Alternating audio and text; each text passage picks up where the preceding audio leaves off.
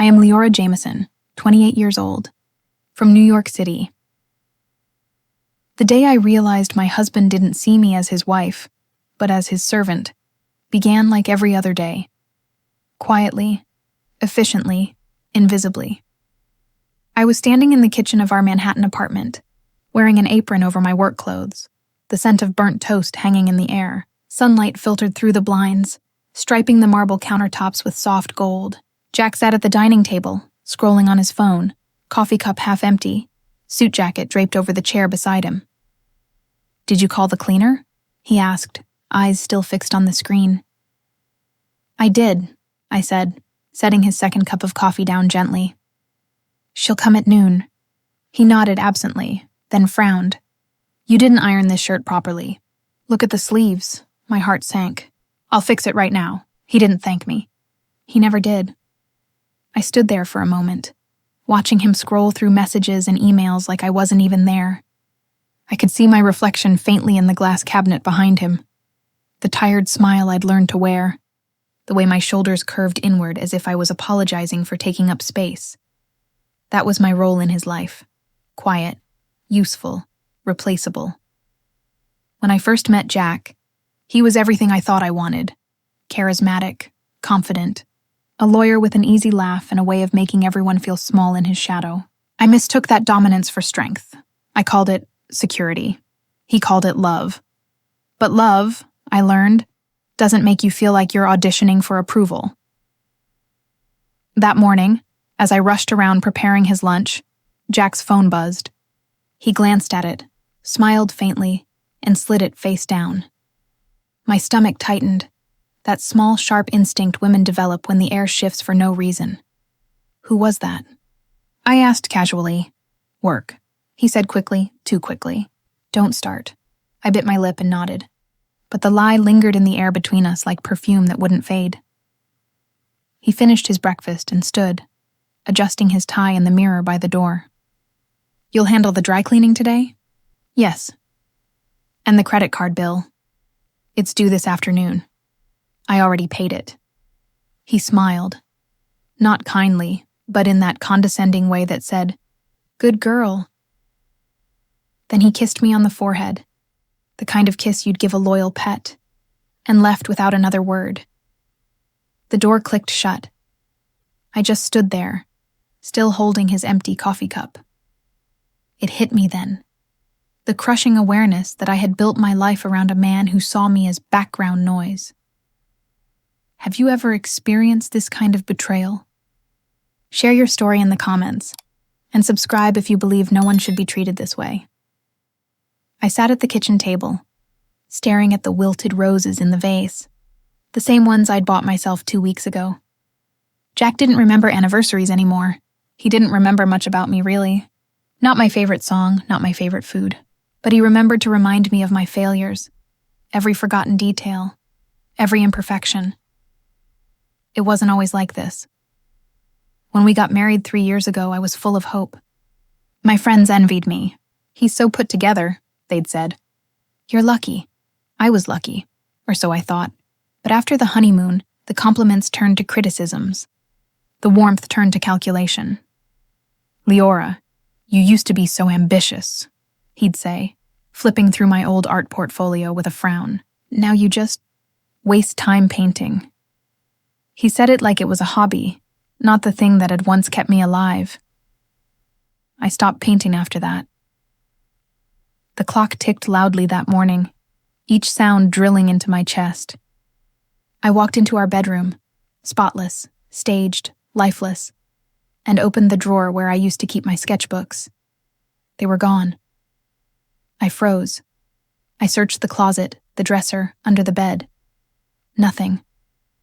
Then I found them, stacked neatly in a garbage bag near the door. He had thrown them out. All of them.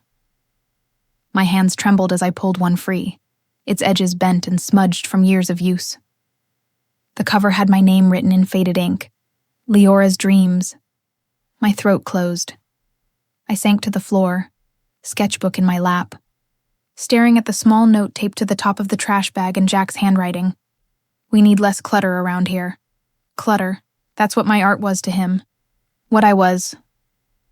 I don't remember crying, just sitting there numb until my phone buzzed. A text from Jack. Don't forget to pick up my suit. Dinner with clients tonight. 7 sharp.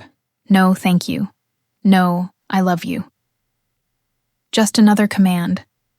Something inside me, something that had been suffocating under obedience, cracked. I stood up, staring around the room that didn't look like mine anymore. The pristine white sheets, the empty nightstands, the air that smelled like nothing. It felt like a museum exhibit of a perfect marriage. Only the glass had finally shattered. That night, when Jack came home, he didn't notice my silence. He walked in, loosened his tie, and dropped his keys on the counter. Did you book the car for tomorrow? I did, I said evenly. Good. He poured himself a drink and sank into the couch, scrolling on his phone again. I stood behind him, watching the glow of the screen reflect in his eyes. I saw her name this time, Melissa. The co-worker he swore was just a friend. He didn't even try to hide it anymore.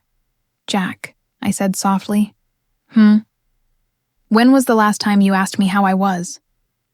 He looked up, annoyed. What's that supposed to mean?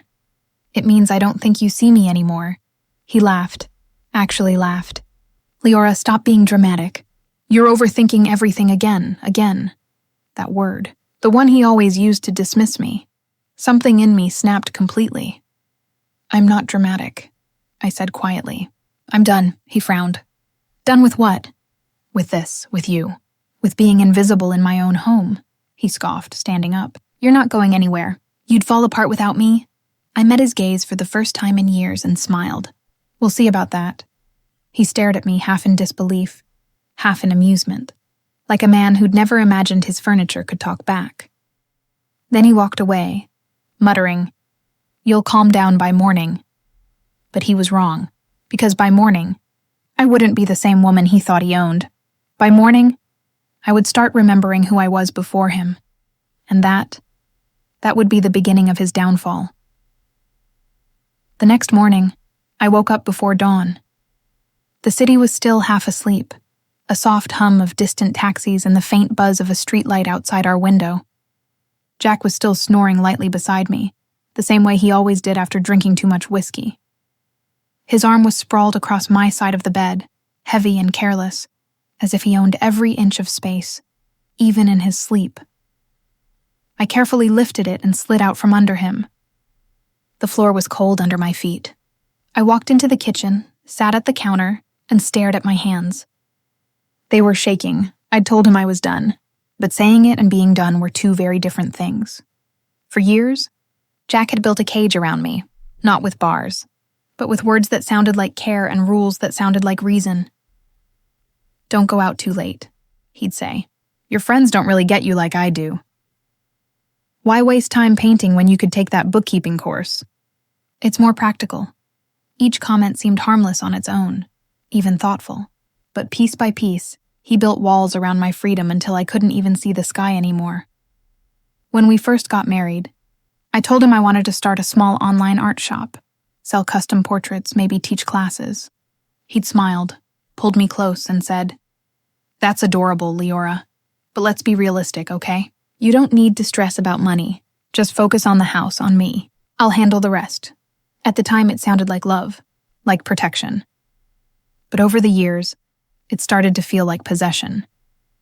He managed every dollar, every bill, every account. He even convinced me to merge our bank cards. For simplicity, he said. What it really meant was control. That morning, I opened my laptop to check my email, and there it was. A new message from my old college friend, Ava. Hey, it's been forever. Saw one of your old sketches on my feed. You were so talented, Liora. Do you still paint? I stared at the screen for a long time before replying. Not anymore. Then I deleted the message. But I didn't delete the ache that came with it. I missed that version of me. The one who laughed too loudly, who got paint on her fingers and didn't care. The one who used to believe she could create something beautiful out of chaos. Jack didn't kill that part of me all at once. He did it gently, methodically, until I forgot I'd ever been more than what he allowed me to be. When he finally woke up that morning, it was as if nothing had happened the night before. "Morning," he said casually, buttoning his shirt. "Coffee?" "I already made it," I said. "Perfect." He sipped and smiled faintly. "You were moody last night. You okay now?" That word again, and moody, it was his favorite weapon. Anytime I spoke up, anytime I disagreed, he'd tilt his head and call me emotional, irrational, dramatic. It was easier for him to label my feelings than to face his actions. I forced a smile. "I'm fine." He nodded approvingly, kissed my forehead, and left for work. As soon as the door closed, I dropped the act. My hands gripped the counter, knuckles white. I could still feel his condescension in the air like cigarette smoke. It lingered, even after he was gone. That day, I did something small but monumental. I took out my old art supplies from the closet. The sketchbooks he hadn't thrown away were still covered in dust, but they were mine. I sat down at the kitchen table, pencil trembling in my hand, and began to draw. At first, it was just lines. Hesitant, broken. Then a shape. Then a face, my own, tired eyes. Faded smile. But beneath that, a flicker of strength. When I finished, I looked at it and whispered, "You're still here." And for the first time in a long while, I believed it. The sound of the door startled me. Jack was home early. "Hey," he said, tossing his briefcase onto the couch. "What's all this?" I froze, trying to cover the sketch. "Nothing, I was just, are you drawing again?" He frowned, picking up one of the pencils. "Didn't we talk about this?" I clenched my jaw. "No, you talked about it." He sighed, like a parent indulging a child. "Liora, I'm not trying to control you. I just think you should focus on something that matters." "This matters to me," I said quietly. He smirked. "You're not a teenager anymore, babe. Grow up." He left the pencil rolling on the counter and walked away. I stared after him, my heart pounding, anger boiling beneath my skin. For years, I had accepted his words as truth. But that night, they hit differently. For the first time, I saw what he was really doing, diminishing me so I'd never rise high enough to see who he truly was. The next few weeks became a blur of tension. I tried to reclaim little parts of myself, quietly. I painted when he wasn't home. I reconnected with Ava, secretly. I started reading books again, the ones that used to fill me with fire. And every time Jack sensed that spark returning, he tried to snuff it out. "Why are you smiling at your phone? Who are you texting? Why do you look so happy all of a sudden?" It was exhausting, constantly shrinking to fit the space he allowed me. But little by little, I learned something powerful. Even the smallest acts of defiance are seeds. And once planted, they grow. One night, I overheard him on the phone in the living room. His voice was soft, playful, a tone I hadn't heard in years. "Of course I miss you," he whispered. "You know how hard it is with her always around." My chest tightened. I stood frozen in the hallway, heart thundering. There it was, the confirmation I didn't want, but already knew. When he hung up, I walked back to our bedroom, lay down, and stared at the ceiling. No tears. No screaming, just a numb, eerie calm. He had built this prison brick by brick, and now I knew exactly how to dismantle it. The next morning, I smiled at him over breakfast for the first time in months. "You seem better," he said, raising an eyebrow. "I am," I replied, sliding a plate toward him. "I've decided you were right all along," he smirked. "About what?" "About being realistic. I think it's time I grow up." He looked pleased, smug even. But what he didn't know was that my words weren't surrender. They were strategy, because now I understood something crucial. To beat a man like Jack, you have to let him believe he's still winning. That day, I decided I wouldn't just leave him. I'd make sure when I walked away, he'd be standing in the ruins of everything he'd built on my back. It's strange how breaking points never announce themselves. They don't come with thunder or warning. They creep in quietly, disguised as ordinary moments. A conversation, a glance, a sound you've heard 1,000 times before. For me, it came on a Wednesday night. Jack had just gotten home late again.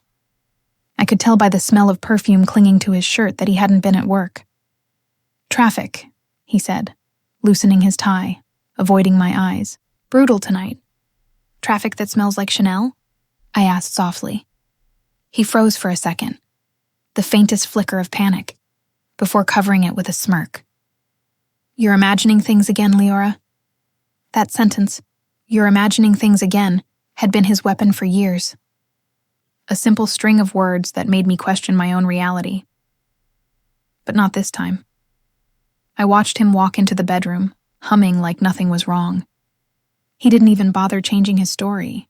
That arrogance, that smug certainty that I'd just swallow the lie again, was the spark that lit everything inside me on fire. The next morning, he left early. I waited 5 minutes after the door shut before I moved. I pulled on jeans and a sweater, grabbed my bag, and took the subway to his office building on Madison Avenue. I knew his routine. He always stopped for coffee before heading up.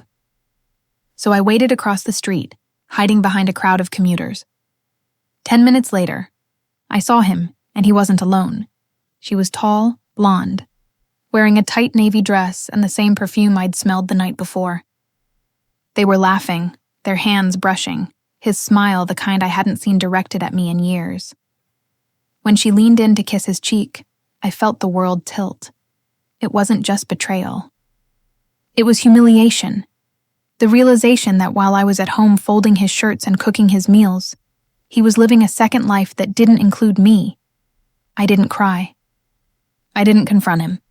I just turned around, walked into a small cafe down the block, and ordered black coffee. My hands were shaking so badly I almost spilled it. The barista looked concerned. "Are you okay, ma'am?" I nodded. "Yeah," I whispered. "I'm just done pretending." That night, I didn't say a word when Jack came home. I cooked dinner, set the table, smiled like everything was normal. He noticed. "You're quiet." "Just tired," I said. "Long day." He nodded, too distracted to care. When he went to shower, I picked up his phone from the counter. He never locked it, another display of arrogance. I opened his messages, and there it was. Her name was Melissa Hart, saved under Client M. Their conversation was months long. Dinner reservations, hotel bookings, photos of them together. He'd even texted her during our anniversary dinner. "Wish I were with you instead. She's talking about her paintings again, LOL." My chest tightened. That was the night I had tried to share my dream with him again, to start teaching art online. He dismissed it, said it wasn't serious work, and he had texted her about it. That was my breaking point. Not the cheating, not the lies, but the realization that he mocked the pieces of me I loved most. When he came out of the shower, I was standing by the window, phone in my hand. "Hey," he said, rubbing a towel through his hair. "What's wrong?" I turned to him slowly. "Who's Melissa Hart?" He froze. Then came the act, the same one I'd seen 100 times. The sigh, the eye roll, the fake laugh. "Liora, are you serious? She's a client." "She's not," I said. My voice was steady. Too steady. "You texted her that you wished you were with her. You booked hotels with her. You lied to me for months." He stepped forward, voice rising. "You had no right to go through my phone." "I had every right," I said sharply. "It's my life too." He pointed a finger at me. "You're insane. You've been paranoid since the day we met." That word, insane, cracked something deep inside me. I laughed. It startled him. "Do you know what's insane, Jack? Spending years believing that if I just loved you harder, you'd finally see me. That's insane," he sneered. "Oh, come on. You think you're some kind of victim? You've had it easy. I pay for everything. You sit at home all day. You should be grateful." Grateful. That word echoed through my chest like a slap. "Grateful," I whispered. "You took everything from me. My confidence, my friends, my dreams. You built a world where I couldn't breathe without your permission." He scoffed. "You always exaggerate. You want drama, Liora? Fine. Maybe we should take a break." He said it like he was doing me a favor. "Take a break?" I repeated quietly. "No, Jack. I think you should take a long, hard look at your life, because one day, you're going to wake up and realize I'm gone. And when that happens, you'll finally understand what it's like to lose something you thought you owned." He smirked, shaking his head. "You won't leave. You don't have the guts." I met his eyes and smiled. We'll see. That night I didn't sleep. I sat in the dark, listening to the rain tapping against the window. My mind was quiet for the first time in years, because now I knew what I had to do. Leaving him wouldn't be enough. He had taken too much for too long. My art, my identity, my sense of worth. He needed to feel that loss, to watch the empire he'd built on my silence crumble piece by piece. And I would be the one to make that happen. The next morning, I woke up before him, packed a small bag, and left a note on the nightstand. It said only 2 words: "Watch me." Then I walked out. The elevator ride down felt like freedom. The city was alive outside, neon and noise, a reminder that there was still a world waiting beyond him. As I stepped into the street, I realized something. He had underestimated the wrong woman, because I wasn't broken anymore. I was becoming dangerous. That was the moment I stopped being Jack's victim and started becoming his karma. Freedom didn't feel the way I expected it to. It wasn't fireworks or tears of relief. It was silence. A heavy, aching kind of silence that echoed through the walls of the tiny apartment I rented 2 blocks from my old life. I had left Jack 2 weeks earlier, walking out with nothing but a small suitcase, a few sketchbooks, and a heart that still hadn't learned how to beat without fear. I thought I'd feel powerful. But instead, I felt like a ghost, haunting my own choices. The first morning alone, I woke up to the sound of the city. Horns, footsteps, sirens. A kind of chaos that didn't care who you were. I made coffee, sat by the window, and stared at the skyline. I'd spent years looking at those same buildings through the glass walls of Jack's apartment, wondering what freedom might taste like. Now I knew. It tasted bitter and sweet, like burnt coffee and new beginnings. I found a job at a small art supply store downtown, minimum wage, long hours but surrounded by the smell of paint and paper. The owner, a kind old man named Harold, didn't ask about my past. He just handed me a name tag and said, "You'll fit in fine here, kid." It was the first time anyone had said something kind to me without an agenda. Every day after work, I'd walk home past the park, watching street artists paint murals under bridges and tourists snapping photos. I'd stop sometimes just to breathe it in. The life, the color, the mess. It reminded me I was still human. But the nights were harder. Loneliness is strange. It doesn't hit you all at once. It seeps in like cold air through cracks in the window. There were nights I almost called him. Not because I missed him, but because I missed the noise. The routine. Even the arguments. That's what abuse does. It tricks your brain into craving the very thing that hurt you. One night, after a long shift, I came home to find a single envelope slid under my door. No return address. Just my name, Liora. I knew that handwriting. My hands trembled as I opened it. "You've made your point. Come home, we can fix this. Stop embarrassing yourself. No apology. No remorse. Just control disguised as concern." I laughed bitterly, crumpled the letter and threw it in the trash. Then I sat on the floor, shaking. Even from a distance, he was still trying to dictate my life. I realized then, leaving him wasn't the end. It was just the beginning. The next day at the shop, Harold found me sketching behind the counter. "That's good," he said, peering over my shoulder. "You've got a steady hand." I smiled faintly. "Used to be better," he chuckled. "Used to be is still better than never was." That small encouragement lit something inside me. That night, I pulled out my old supplies and started painting again. Small pieces at first, just for me. Faces, memories, emotions I couldn't say out loud. And for the first time in years, I didn't hear Jack's voice criticizing me, just my own, quiet, gentle, real. A few weeks later, Ava called. Liora? It's been forever. I heard what happened. Are you okay? I hesitated. I don't know, but I'm better than I was. She laughed softly. That's a start. Listen, I'm organizing a local art showcase next month. Small event, nothing fancy. You should submit something. My heart skipped. I don't think I'm ready for that. Then it's perfect, she said. Do it scared. Those words stuck with me. Do it scared. So I did. I submitted one of my new paintings, a self-portrait titled Reclaimed. It showed a woman standing in front of a shattered mirror, her reflection splintered but her eyes steady. It wasn't just a painting. It was a confession. The night of the showcase, I almost didn't go. My hands were clammy, my stomach in knots. But when I stepped into the small gallery, lights dim, soft jazz playing, something inside me shifted. People stopped to look at my piece. They whispered. They smiled. One woman touched my arm and said, "This painting feels like freedom." I could have cried. After years of being told my art was worthless, someone finally saw it, saw me.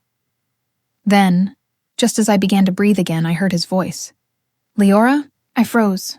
I turned slowly. Jack was standing near the doorway, wearing that same expensive suit, arrogance wrapped around him like a second skin. "What are you doing here?" I asked, keeping my voice calm. "I came to see you," he said smoothly. "Ava told me about this event. You didn't think I'd miss it, did you?" My pulse quickened. "You have no right to be here," he smiled. "Relax, I'm just here to support you. You look different." "Good," I said sharply. "That means it's working." He chuckled, leaning closer. "You think this little art hobby makes you independent? Come on, Liora. You're not built for this life. You belong with me." I met his eyes, steady. I used to believe that. But I finally realized belonging doesn't mean being owned. For the first time, he didn't have a response. He just stared at me, confused, as if the script he'd written for me had suddenly vanished. Then he smirked, that cruel twist of lips I knew too well. "You'll come back. They always do." "Not this time," I said quietly. "Not ever." He left before the event ended, but the encounter left me shaking. When I got home, I sat on the floor of my small apartment, staring at my painting's photo on my phone. I thought about how far I'd come, from the woman who used to flinch at every raised voice to the one who stood her ground under gallery lights. But I also knew something now. Jack wouldn't stop. Men like him never did. If I wanted true peace, I'd have to take it, deliberately, permanently. That night, I opened my laptop and started researching legal forums, financial advice pages, support groups for women who'd escaped controlling relationships. And somewhere between those tabs, a plan began to form, one that would hit him where it hurt most.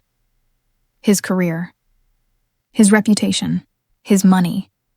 Because Jack had always believed I was too soft to fight back. He had no idea I was learning how to strike quietly, strategically, the way he had done to me for years. Only this time, the silence would be his. The moment I decided to take my power back wasn't dramatic. It began with a small, ordinary action. A credit card application filled out on my tiny kitchen table while the city hummed outside my window. I stared at the form for a long time, my pencil hovering. It was ridiculous in a way, a piece of plastic. But when your life has been managed by someone else for years, even a simple bank card feels like rebellion. I signed my name with a steady hand. Then I made another call, a different kind of phone call. I dialed a legal aid number I'd found on a support site and listened as a kind woman named Rosa explained the basics: how to separate finances, how to document infidelity, how to protect my work. She used plain words, the kind that felt like a rope thrown to someone drowning. "You don't have to do everything at once," Rosa said, "but start. Even tiny steps add up." I wrote notes. I wanted to scream and cry and laugh all at once. Instead, I breathed, and for the first time in months, I felt a crack of clarity. The first concrete thing I did was open a bank account in my name only. I walked into a branch, heart pounding, and the teller introduced herself like she had no idea how dangerous that little act could be. "Welcome," she said. "How would you like to set this up?" Just a checking account, I said. No joint access. She smiled, stamped forms, asked me for ID, and slid a debit card across the counter. I tucked it into my wallet like a talisman. It felt small and huge at the same time. Then I set up an email account I knew he didn't have access to. I changed passwords for anything he might reach. The feeling of locking those digital doors was electric. I'd been transparent in his world for too long. Now I had a space that was mine. That night, I met with Ava at a cafe and told her everything. The lights and the keys, the lies and the nights I'd spent pretending. She listened, eyes wide but steady.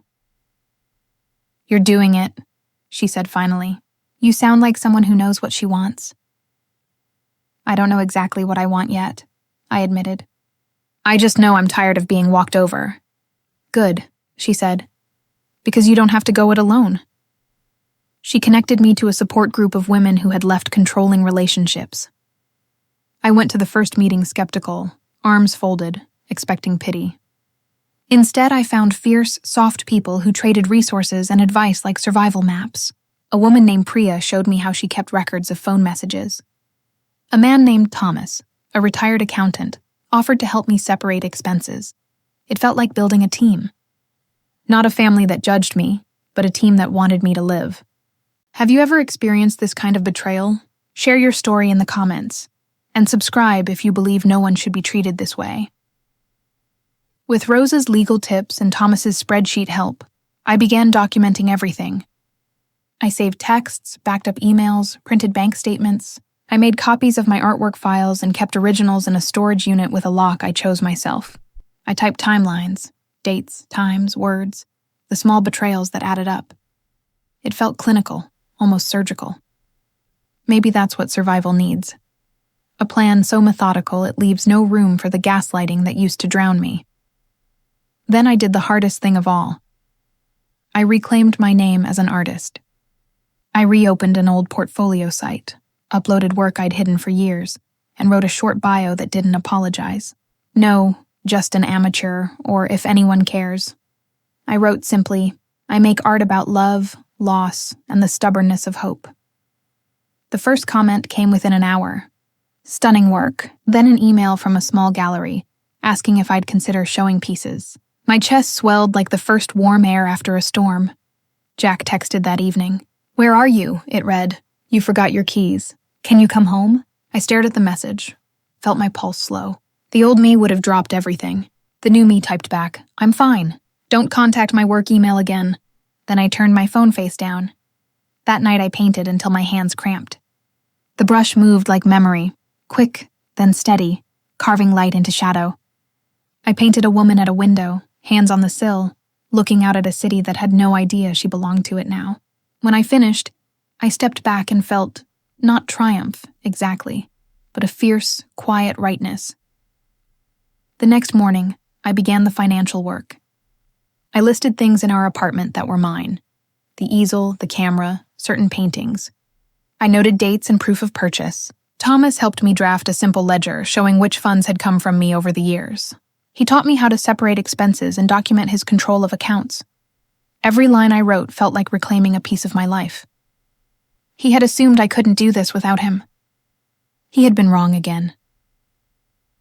I also took a safer step. I changed all delivery addresses for my art-related invoices to a P.O. box I rented. Little things, boxes arriving to a different door, calls routed to my new email, built a web of independence. My confidence built like muscle. I pushed, lightly at first. A sales inquiry answered. An art fair accepted. Then more boldly, I negotiated my own commission and didn't apologize when I asked for fair pay. When a client lowballed me, I politely refused. It was small victories, but they felt enormous. At night, Melissa still called Jack. I tracked her on social media like a detective, copying evidence of dinners and trips into a folder labeled Evidence. I wasn't doing it for revenge anymore. I was doing it for clarity, to separate what was true from the stories he liked to tell. One evening, as I compiled messages into neat folders, I smiled at how far I'd come. The woman who once accepted his explanations without question was gone. In her place stood someone who kept records, who built safety nets, who refused to let a life be stolen by another person's arrogance. Not everyone cheered me on. Some friends worried I was moving too fast. Ava thought I should be cautious about how openly I documented things. Keep it tight, she warned. You don't want to give him ammunition. She was right. I kept the records secure, shared them only with Rosa and Thomas in the support group. This wasn't about cruelty. It was about survival. But there was a new feeling that surprised me. Joy. I felt it bubble up in the smallest moments. When a gallery emailed, when a stranger complimented my work, when I paid a bill from my own account and didn't flinch. Power, I learned, doesn't always roar. Sometimes it hums, constant and certain, like a line of light cutting through a dark room. By the time a lawyer called back and scheduled a consultation, I felt ready. Not because I wanted to fight, but because I could. I had paperwork, witnesses, savings. I had a name again. And the world, the one outside Jack's control, was beginning to notice her.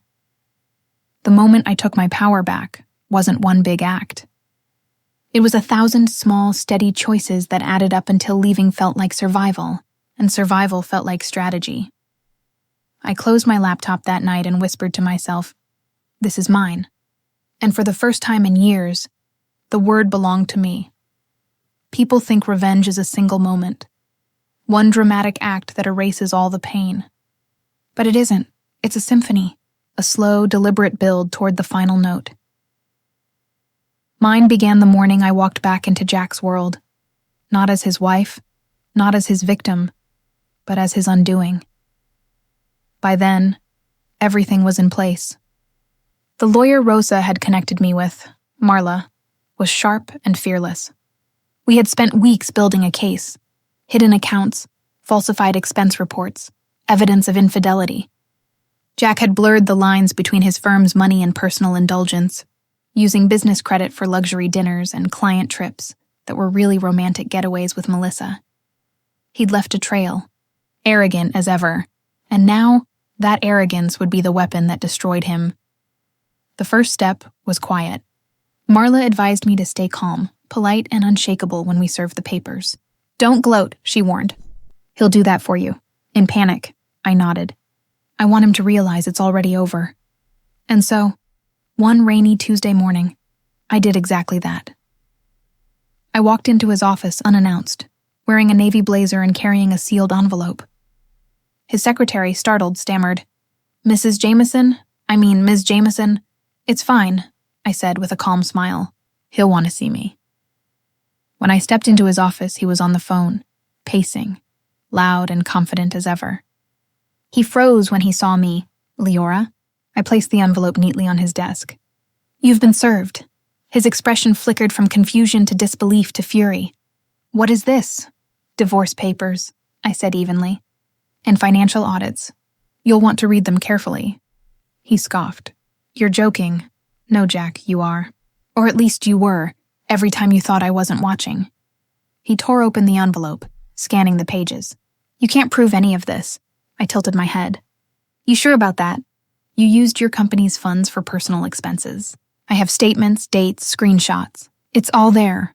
Your partners will see it by noon." His color drained. "You wouldn't." "Oh, but I already did," I said quietly. "I told you once I was done being invisible. You should have believed me." For a long moment, he just stared, speechless, shaking, cornered. Finally, he threw the papers onto the desk. "You're doing this out of spite." "No," I said softly. "I'm doing this out of self-respect." I turned to leave, then paused. "Oh, and Jack?" He looked up, jaw clenched. "Melissa might want to find a new job. Her name's all over those receipts." The silence that followed was delicious. I walked out without looking back. The sound of his voice calling my name, panicked, desperate, echoed down the hall like an old ghost, finally realizing it no longer mattered. Have you ever experienced this kind of betrayal? Share your story in the comments, and subscribe if you believe no one should be treated this way. That night, I stood in my small apartment by the window, watching the city lights pulse. For years, those lights had felt like a world I couldn't reach, Now they felt like applause. But revenge is never just about the strike. It's about endurance, about staying composed while the chaos you caused begins to bloom. The next morning, Marla called. "It started," she said. "What started?" His partners confronted him. They're furious. One of them leaked the audit. I felt my breath catch. Already? Already. You've built a perfect domino setup, Liora. Just keep your distance. Let gravity do the rest. I smiled. That's the plan. Over the next few days, the unraveling was fast and ruthless. Jack's firm launched an internal investigation. Clients began asking questions. The story spread quietly through industry whispers. Financial misconduct, ethical breaches, possible suspension. Every night, I painted. The pieces that emerged were darker now. Gold streaks over deep gray, stormlight breaking through shadows. People started buying them faster than I could list them. A magazine even reached out, asking for an interview. I said no. Not yet. The story wasn't finished. 2 weeks later, Jack showed up at my apartment. It was late, and the knock startled me. I opened the door, and there he was, hair disheveled, tie loose, eyes sunken. He looked nothing like the man who once told me I'd fall apart without him. "Can we talk?" he asked, voice low. I hesitated. "You have 5 minutes." He stepped inside, glancing around the small space. "So this is where you live now?" I folded my arms. "Yes, it's mine." He laughed bitterly. "You really think this is winning? You ruined everything. My job, my reputation." "No, Jack. You did that." He looked at me, fury flashing behind his exhaustion. "I loved you, Liora. I gave you everything." I shook my head. "You gave me nothing but conditions." He flinched like the truth itself burned. "I can fix this," he said. "Drop the case. I'll make it right. We can start over." I studied him for a moment. This broken man clinging to the illusion of power. Then I said quietly, "You taught me something, Jack." He frowned. "What?" "How easy it is to mistake control for love. I used to think if I could just be perfect, you'd finally see me. But the truth is you only saw what you could use." His eyes filled with something. Anger, grief, I couldn't tell. "Goodbye, Jack," I said, opening the door. He didn't move. "You'll regret this." I met his gaze, calm and certain. I already did. For years, he left, slamming the door hard enough to shake the frame. I didn't flinch. That night, I sat on the floor with a glass of wine and the city humming beyond my window. For the first time, the silence didn't feel empty. It felt earned. The next morning, headlines hit the local business section. Prominent lawyer suspended amid financial misconduct investigation. His firm had cut ties with him. Melissa, too, had resigned. The empire he built on ego was crumbling, quietly, publicly, permanently.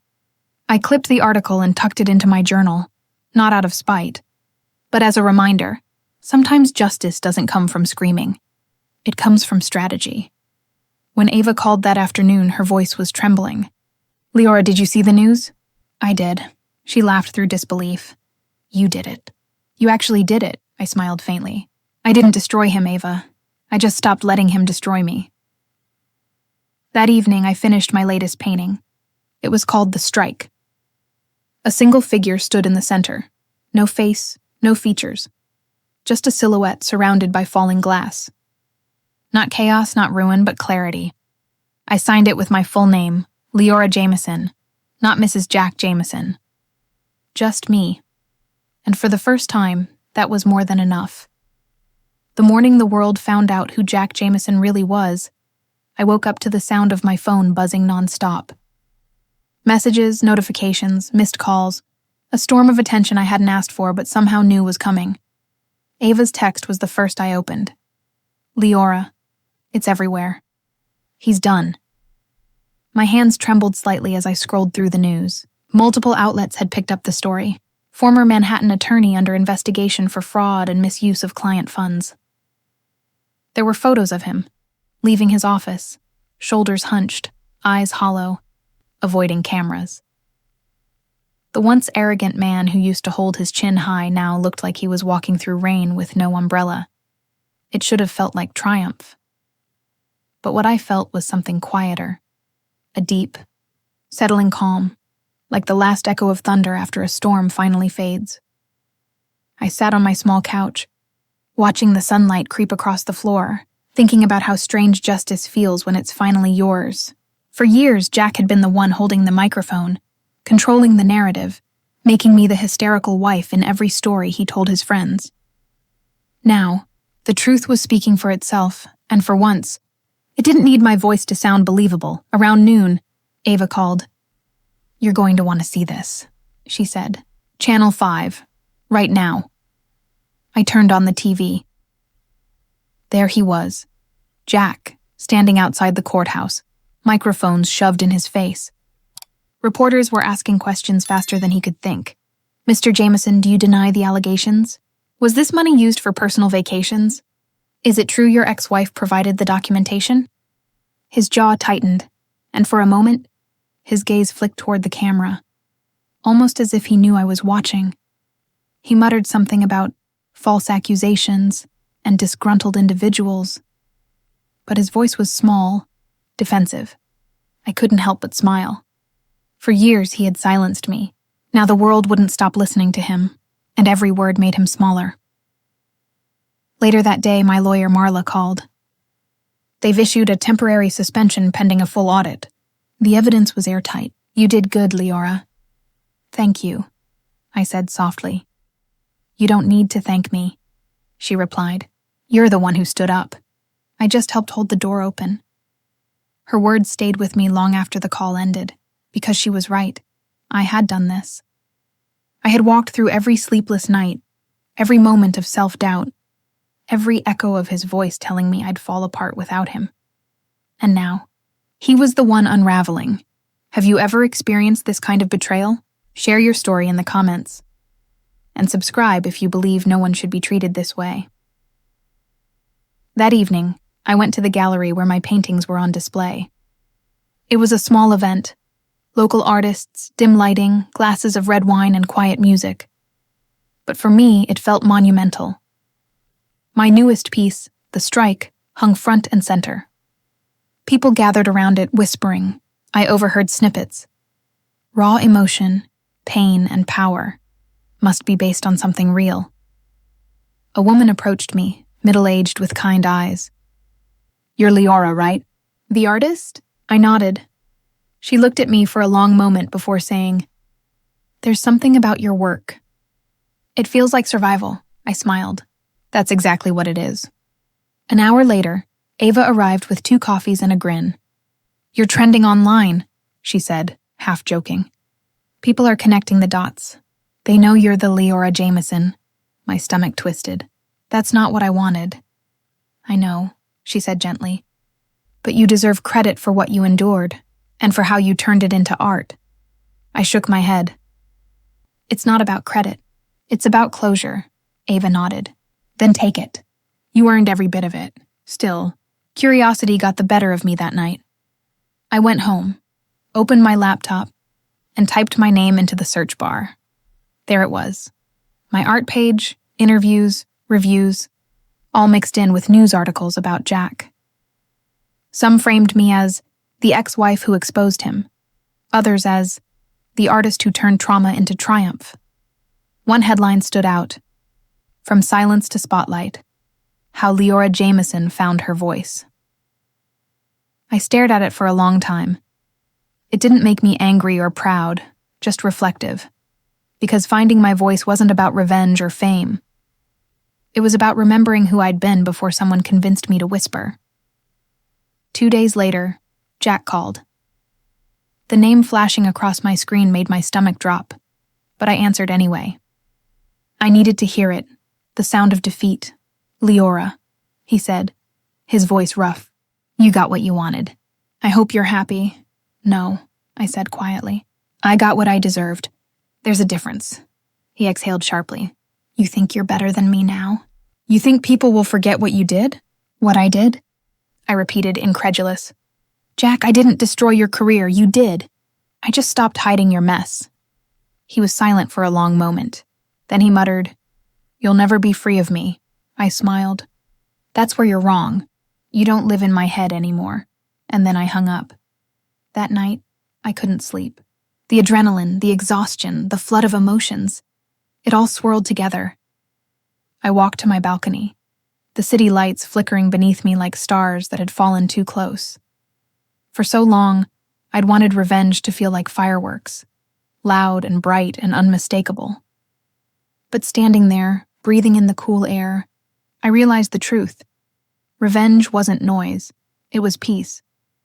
The quiet satisfaction of knowing that no one controlled my story anymore.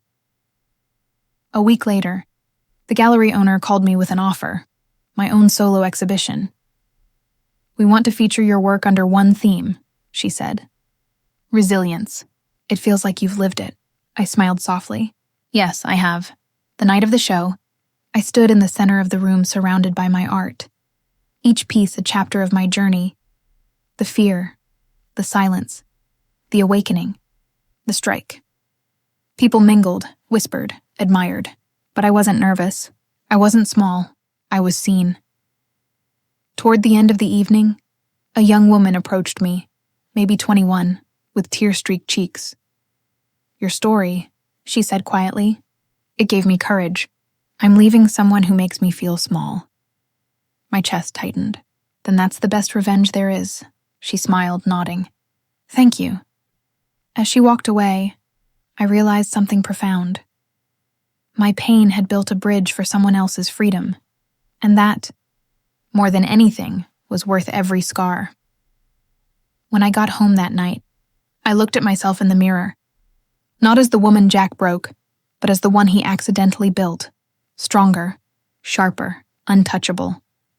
Tomorrow, people would still talk about him, but tonight, I painted my final masterpiece, not of him, but of me. A woman standing in front of an open door, light flooding in, her face unafraid. I titled it simply, Public Reckoning, because sometimes the loudest justice is living beautifully where someone once tried to bury you. The weeks after the exhibition felt surreal. For the first time in years, I woke up without dread pressing against my chest, no phone vibrating with commands, no footsteps pacing down the hallway. Just quiet, and the soft hum of a world that didn't revolve around anyone but me. Freedom, I learned, wasn't loud. It was subtle. It lived in small things, leaving a painting unfinished because I could, eating breakfast at noon, taking long walks without checking the time. But freedom also carried a strange kind of loneliness. After years of being defined by someone else's shadow, standing in your own light can feel blinding. The news cycle eventually moved on from Jack's downfall. His firm replaced him, the story faded, and new scandals took his place. I didn't follow his updates, but sometimes late at night, his name would still appear online, a stray headline, a comment thread. I'd scroll past it quickly, my stomach tightening, like muscle memory refusing to relax. Healing, I realized, wasn't linear. Some days I felt invincible. Other days, I felt hollow. Ava noticed it first. "You're quieter lately," she said one afternoon as we walked through Central Park. The leaves were turning gold, drifting lazily through the air. "I'm thinking a lot," I admitted. "About who I am without the fight," she smiled. "You're allowed to rest, Liora. You don't always have to be in battle mode." I sighed. "I don't even know what peace feels like anymore." "Then you'll learn," she said softly. "The same way you learn to survive, one day at a time." That night, I stood by the window, watching the city breathe beneath me. The skyline glowed like an open wound stitched with light. I thought about all the years I'd spent in Jack's apartment, staring at this same view, wondering if life would ever change. Now it had. And yet the silence still felt too big sometimes. I started journaling again, something I hadn't done since before my marriage. The first page was shaky, unsure, like learning how to speak a forgotten language. "I'm free, but I'm still scared," I wrote. "Scared that without anger, I'll lose my fire." But the more I wrote, the more I realized my fire had never come from rage. It came from resilience, from refusing to stay small, even when the world told me to. A few days later, I received an email from a university art department. They'd seen my work at the gallery and wanted me to speak at a seminar for young artists. Topic: Art as Reclamation, the message read. My first instinct was to say no. I wasn't a speaker. I wasn't polished or rehearsed. But Ava convinced me otherwise. "You've lived what they're trying to learn," she said. "That's worth more than any textbook." So I said yes. The day of the seminar, I stood backstage, palms sweaty, heart racing. Rows of students filled the auditorium, sketchbooks in their laps, eyes full of curiosity. When they introduced me, the applause felt surreal, like it was meant for someone else. I walked up to the podium, took a breath, and said, "I'm not here to talk about success. I'm here to talk about survival." The room fell silent. I told them my story, not every detail, but enough.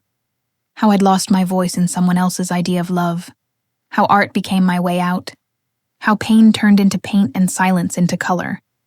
And when I finished, I looked out at the sea of faces and said, "You don't have to suffer to create. But if you do suffer, make it mean something. Don't let it end with the pain." They stood and clapped. Some cried. One girl came up afterward and said, "Your words made me want to live." That sentence broke something open in me, in the best way, because maybe healing isn't about forgetting. Maybe it's about using what broke you to build something stronger. After the seminar, I started teaching part-time, small workshops, nothing formal. I loved it. Watching others find their voices through art reminded me that revenge wasn't my whole story. It was just the doorway to everything that came after. The bitterness that once fueled me began to dissolve. In its place grew gratitude, not for what happened, but for what I became because of it. Have you ever experienced this kind of betrayal? Share your story in the comments, and subscribe if you believe no one should be treated this way. One evening, months later, I received a letter in the mail. No return address. My first instinct was to throw it away, but the handwriting stopped me. It was Jack's. Inside was a single sheet of paper. "Liora, I don't expect forgiveness. I just wanted you to know that I lost everything. My job, my home, my pride. But what hurts most isn't losing those things. It's realizing I never deserved you. E." I read it twice, then folded it neatly and placed it in a drawer. Not to hold on, but to close the chapter completely. Forgiveness didn't come in that moment, but understanding did.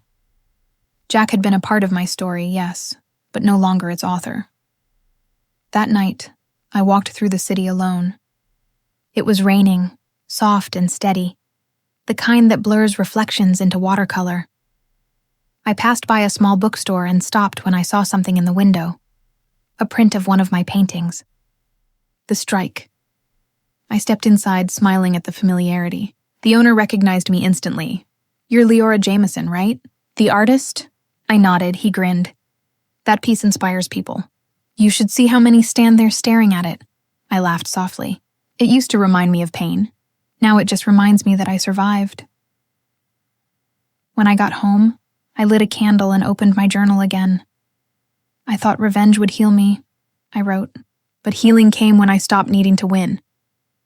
I closed the book, exhaled, and looked around my apartment, the one I built, the one filled with art, laughter, and my own quiet rules. For the first time, I didn't feel alone. I just felt alive. And somewhere, deep down, I realized that the woman who once begged for love had grown into someone who didn't need permission to exist. That was the real victory. People think closure comes like a grand finale. A door slamming, a light switch flicked off, an ending you can point to. But real closure isn't an ending. It's a quiet beginning, a moment when you finally stop waiting for someone else to hand you peace.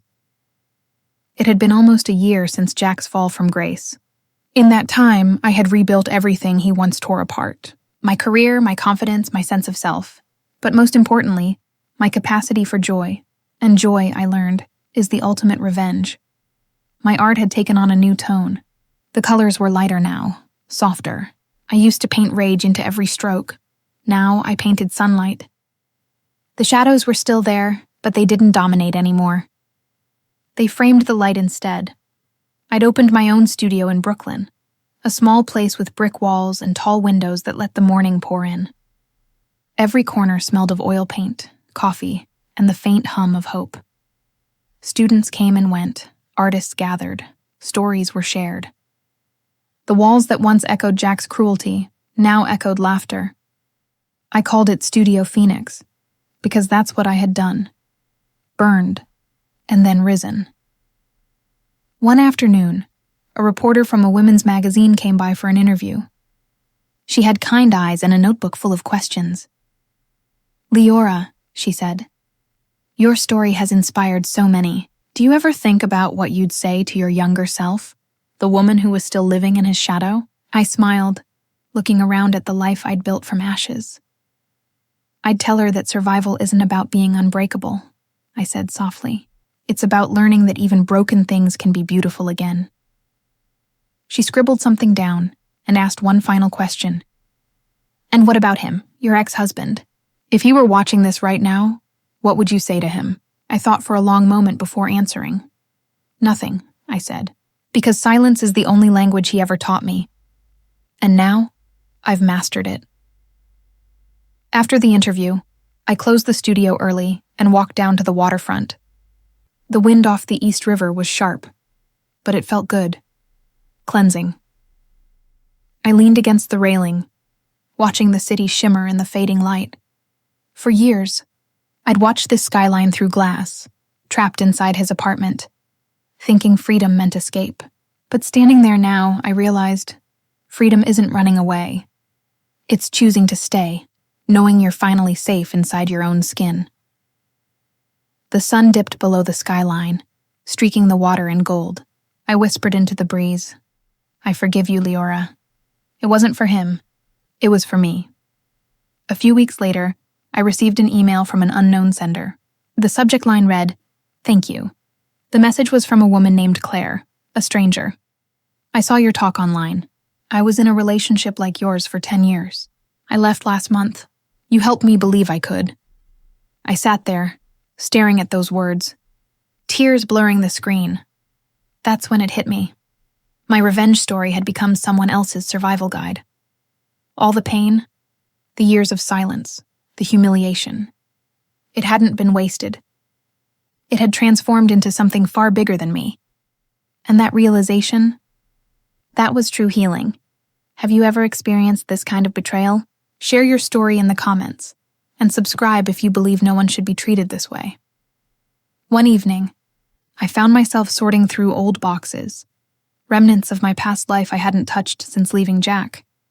Inside one, buried beneath old clothes and forgotten memories, I found the letter he'd written, the one where he said he didn't deserve me. I read it once more, not with anger, but with distance. His words no longer had power. They were just echoes from a house I'd already burned down. I folded the paper carefully, walked outside to the small balcony overlooking the city, and lit it with a match. The flame caught quickly, curling the edges, eating away at the apology until it became nothing but smoke. As it drifted into the night, I whispered, "You don't get to live here anymore." Later, I painted one last piece, not for sale, not for display, just for me. It showed a woman standing on a bridge at dawn, the city behind her, the world before her. She wasn't looking back. I called it closure. When it dried, I hung it in my living room. Every morning since, I've made coffee, sat in front of it, and reminded myself, I am not what happened to me. I am what I chose to become after. Months later, Studio Phoenix celebrated its 1-year anniversary. Friends, students, artists, people who had become my found family, gathered to toast the milestone. The place buzzed with life and warmth. Ava raised her glass and said, "To Liora, proof that you can lose everything and still come out shining." Everyone clinked glasses, laughter filling the room. I smiled, looking around, not with pride, but with gratitude. When the noise softened, I whispered under my breath, to the woman I thought I'd never find again. And for the first time, I didn't just survive my past. I outgrew it. Peace isn't the absence of pain. It's the presence of self. And if my story resonated with you, please like, subscribe, and share it with someone who might need to hear that they too deserve respect and unconditional love. Because sometimes, the real revenge isn't destroying the person who hurt you. It's rebuilding yourself so completely that they can never touch your peace again.